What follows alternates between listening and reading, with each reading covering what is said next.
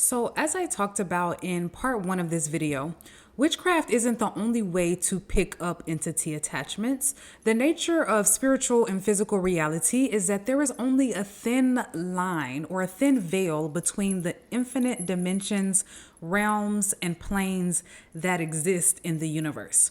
So, this means that spirits and entities can shift from other realms into our dimension. And just to be honest, as humans, we also can shift through timelines and dimensions as well, the more spiritually awakened that we become. So there is a such thing as interdimensional beings who can essentially time travel, travel through worlds and travel through various dimensions. Hello, beautiful people. It's Oshun Kimmy, your sage, your guru, your mystic, and your spiritual informant. And today we're going deeper with part two of this conversation about entity attachments. And so we're going deeper into the spiritual metaphysics of entity attachments, specifically how they attach to a person and how these entities are able to shift from other dimensions into our specific dimensional reality. So when dealing with entity attachments, these attachments can come through anywhere that there is a portal open for them to enter. And what people often don't realize is that portals are everywhere. And I do mean everywhere, especially considering the advancements in technology that has taken place and also considering the ascension, the collective ascension of human consciousness as well. And so the second thing that we need to know about these entities is that many of these entities are highly intelligent beings. So we've already been talking about the various realms and dimensions that exist. And so when we are dealing with entity attachments, a lot of these entities actually come from societies that are highly advanced technologically and spiritually. And so these types of entities know where portals are, and in a lot of cases are responsible for opening those portals, right? And so as we become more spiritually awakened, we quickly realize that we are not the only intelligent beings to exist. And that honestly, there are beings far more intelligent than we are in matters of mysticism, alchemy, quantum physics, and so on. So with that being said, let's go ahead and dive into the various ways that one can pick up an entity attachment. So two of the most prominent ways that someone can pick up an entity attachment is going to be through sex and through our blood, aka our generational lineage. I've talked in various videos about how entity attachments can be passed over from ancestor to ancestor and can be carried through the bloodline, and that these particular types of spirits that are carried through the bloodline are called familiar spirits. And so a spirit or group of spirits who have been influencing the behaviors and the mindset of a family line for generations is considered a familiar spirit. When it comes to picking up spirits through physical contact, this includes sex, kissing, and in some cases, hugging and shaking hands. And so any exchange of bodily fluids or physical contact can lead to a spiritual exchange as well, to where any spirits that are on a person can be passed off to another person. And so I'm probably going to make a whole separate video just on how spirits can be picked up sexually, because it goes a lot deeper than what I have time to say here.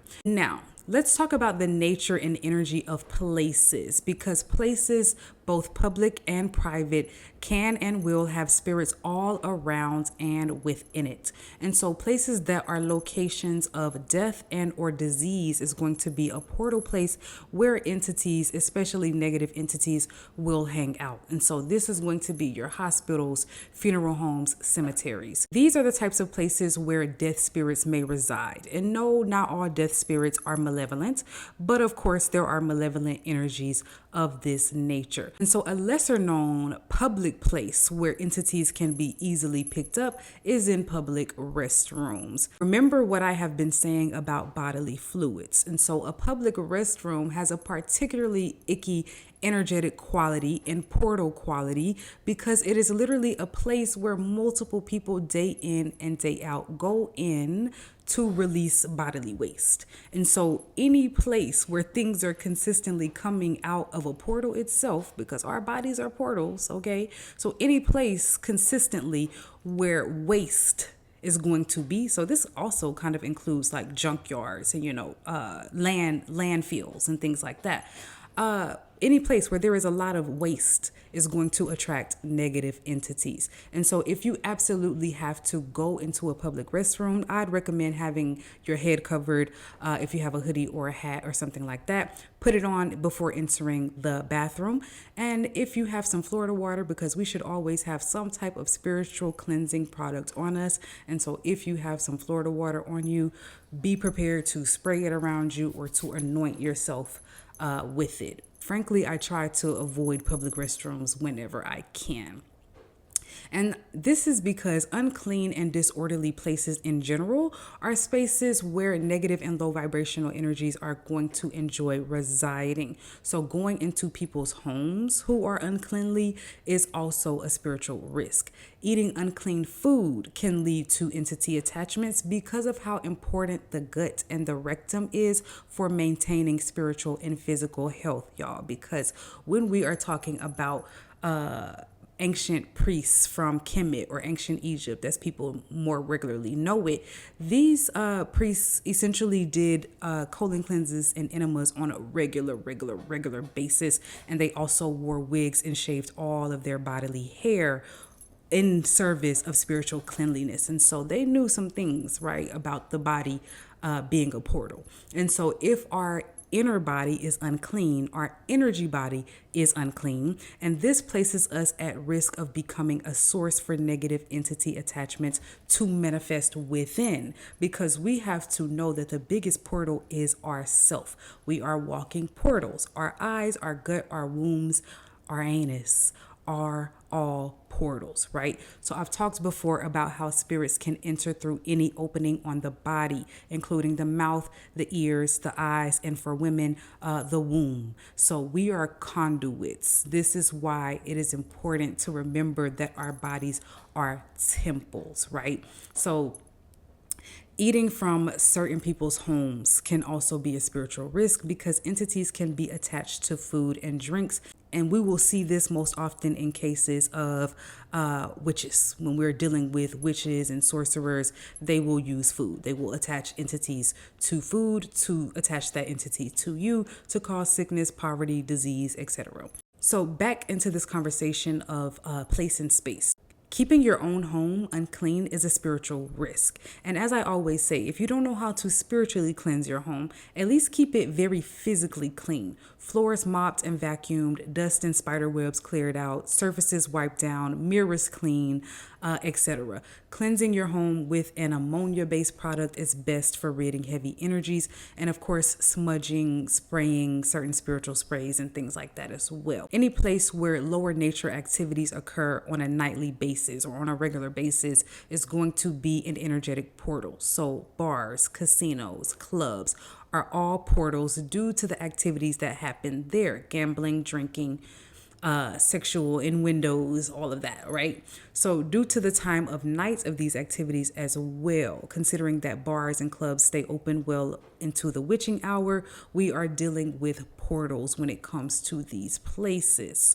And so the last way I am going to discuss in terms of picking up entity attachments is through the content that we watch or listen to. So horror films, dramas, reality TV where there is a lot of fighting and arguing, music that talks heavily about sex or violence. These can all be portals that invite entities in, because energy invites entities. So energy is like the energy or the vibe of a thing, and then an entity is going to be the ruler of that thing. So we're talking sexual energy. There are sexual entities. We're talking energies of gambling or drinking. There are entities associated with those energies. So when we have those particular vices running in our family, that means we are dealing with entity influences, right?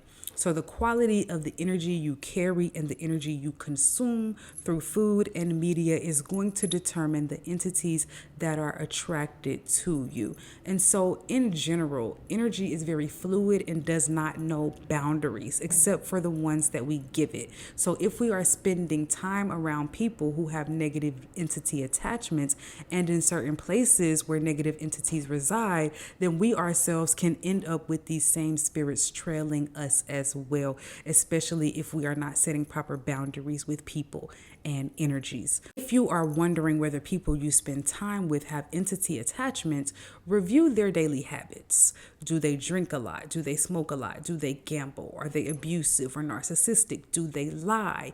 Do they overindulge in certain things? Are they lazy?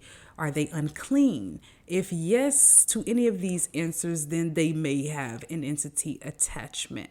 And so, as I always say, this video is not to scare you, but prepare you. So please do not think that you have to isolate yourself from everybody and everything in order to be safe, because that is not true. There are entities who feed off of isolation, and this is why you see psychosis and paranoia and isolation all working together, because there are entities that love to keep you isolated. And so, no, isolating yourself is not necessarily the answer.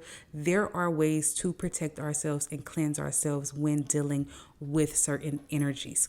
And part 3 of this conversation will be specifically on cleansing and protection from entity attachments.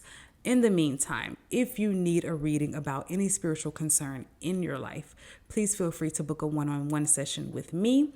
And if you're ready to take your spiritual knowledge and power to the next level, please consider joining us on the Patreon. There will be a link for both readings and the Patreon in the comments below. And in the description box, I will have a link to part 1 of this conversation where I talked about the signs of having an entity attachment. And so I pray for enlightenment and spiritual ascension for every viewer of this video. Ashe, ashe, ashe.